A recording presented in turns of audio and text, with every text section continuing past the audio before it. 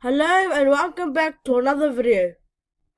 In this video, I'll be teaching you how to register on Skrill. First, click register.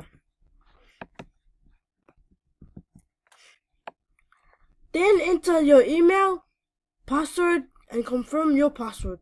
Then click next.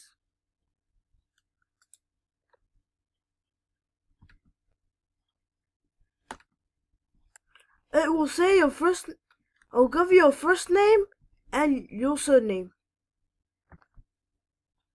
Then enter the date of birth. Then click next. Now choose your country and wallet currency.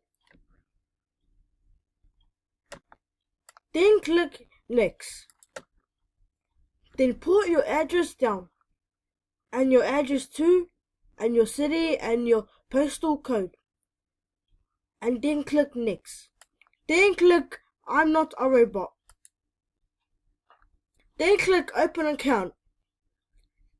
Once it's reloaded, follow the details. So I'm going to end the video right here. If you like this video, subscribe to my channel and comment down below what you like. Don't forget to go to the Weird Squares website to find more information.